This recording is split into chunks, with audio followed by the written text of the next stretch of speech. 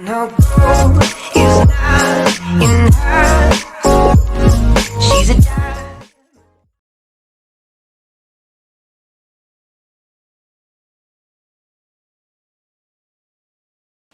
So hi everyone, again just doing a video to fill in for the comments that was given on a previous video, and there was a statement made in one of those videos that how do I understand, Charlie, when it's my ego diluting the communication or when it's the spirit world. And this is something that we have to learn very early on within our own mediumship, within our own development. And again, it's very mechanical. And again, there is no time frame here. Some people are very good at looking at their ego and putting it to bed, and other people struggle to even see their own flaws as such. And we all fall into that barrier or that banner in some context within our journey. And if you can't say that you haven't had that, because you're lying if not. So how do we know the difference between that? It actually, for me, it actually falls into a discipline. So very, very early on, I needed to be disciplined within my mind to know when I was getting information. And the problem is that I had was I never wanted to look an idiot. I never wanted to look a fool, and I never wanted to get a no. And so I would constantly beat myself up. I would have hissy fits at the end of readings and all that kind of stuff. It meant too much to me to be getting it wrong, when actually what that statement should say is that my ego was being dented and I didn't like it. The ego didn't like it, therefore I'd lash out. So that's the truth behind the matter. So what I very, very quickly had to establish was I need to be able to cut off from the spirit world as and when. I need to be able to cut off from my everyday life as and when, whether it be a wonderful episode or a very negative episode. I had to leave it at the door. So the way that I had to develop that would be, so I left my physical job that was very manual, and I was in charge of loads of blokes with loads of banter kind of thing. Some days would be horrendous and under tremendous pressures for deadlines and stuff like that, and I'd be really stressed. And then I'd leave the gates of the workplace, and I'd get home and I'd be fuming, I'd be stressing, I'd be worrying about the deadline, and I was taking my work home with me. And so it became a big issue, you know. It started to affect family life, started to affect my relationship, and so we had to have that discussion, like, you can't keep coming in a mood, or you can't keep coming in under pressure. You need to leave work at work. And so I started that development, you know, leave the problems of work at the gate of work. And very quickly I started to notice the difference within my home life, you know. You're probably thinking, why is Charlie banging on about this when the question was about ego and when do we know it's the ego and the spirit world? But all will be revealed. And so then I would do that, and then I embarked on my my spiritual journey. And so equally I would be stressed, and I don't want to take it home, but I also don't want to take it into my circle. So I would have to leave the job at the job, I'd have to leave my home life in my home life, and I would have to do circle at circle and not let these two influence my mind. And so that took a number of weeks to get right, you know, being able to go, right, this is my 2 hours, this is to sort of chill out, relax with the ambience of the room being perfect, and the Krishna Das playing in the background with a scented candle going. This is me time, and I am in a place of Zen. You know, and just take that opportunity for those 2-3 hours, and then go home and pick up life's pressures within the home life, and then go to work, and so on and so forth.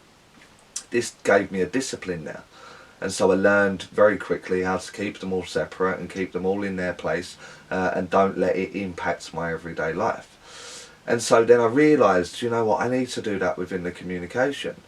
You know, I need to leave all my worries and my joys and all of my stuff, the Charlie stuff, leave it at the door when my mind goes into the gearing of mediumship. So we've got the beta, the theta and the delta state, which we tend to use a lot, alpha, beta, theta, delta, and we're operating in the beta state there, but I need my mind to go into that inspirational gear or that communication gear of the theta state. You know, I need to be more around that beta theta border in there to get my mind into gear for that communication to happen.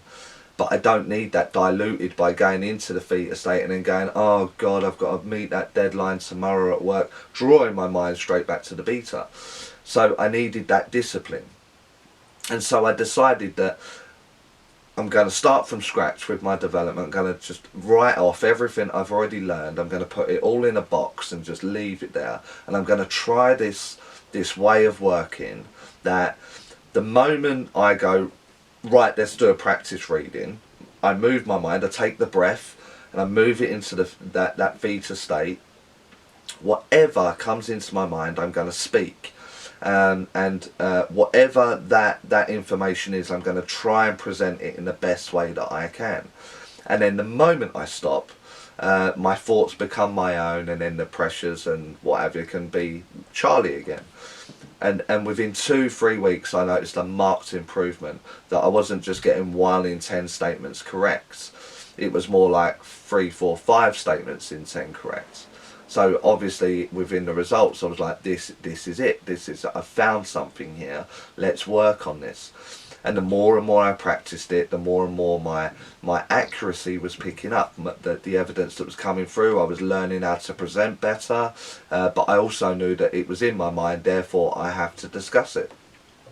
And then before I knew it, within 6 months, it was 7, 8, 9 statements out of 10 that were correct. Leaving that 1 there. We'll never get it perfect, but no harm in trying, is there? And so I realised that this shutting off of my mind was something that I needed to look at. So leave work at work, home at home, circle at circle, communication. That's exactly what I needed to do. And so I learned very quickly how I could dilute it, or how I could mess up the reading. So that's where the measuring stick aspect comes back into it. Check my energy. Where am I? What am I doing? To make sure that I'm in the right place, to make sure that the communication is coming in the right order. And so I would constantly analyse that and constantly check it while I was giving off the statements. And I learned very quickly that what thoughts were mine and what thoughts were the spirit world. Although very subtle, very, very subtle, I learned a distinct feeling through the measuring stick. I learned a very distinct, Charlie messed that up there, I added that statement, or I added that ingredient to that statement which made the statement wrong. So I know that this is coming from them, I've just got to keep it there. So you will learn through the subtlety of the mediumship, through this holding things in compartments. Very mechanical at first, granted, and you will lose that ingredient of spirituality trying to develop that. But in the process you can learn to bring all the ingredients back in to make it this very polished stroke professional aspect to it. And you will learn so much in the process about who you are, what you are, how you are affected, what offends you, and this will highlight your ego more than anything in the self-development. So it will make you a better person, hopefully. You will understand why you react to things the way that you do. You'll understand why your motive or your ethic is set up that way. You'll do a lot of soul searching within that, because you're developing how to silence the ego and how to stay with the spirit world in the communication. So there's many benefits to working with this aspect also. So I hope that has cleared that up for my viewer. Again, I thank you for taking the time to offer your question, and this is me trying to give back in the video in discussing how I separate the ego from the spirit world. You will notice very, very, very quickly that your accuracy will pick up if you are doing this in the right way. So as always, give it a like, give it a share, give me a subscribe, and if you want to know when the next video's up, you're going to have to hit that notification bell. So until next time, see you later.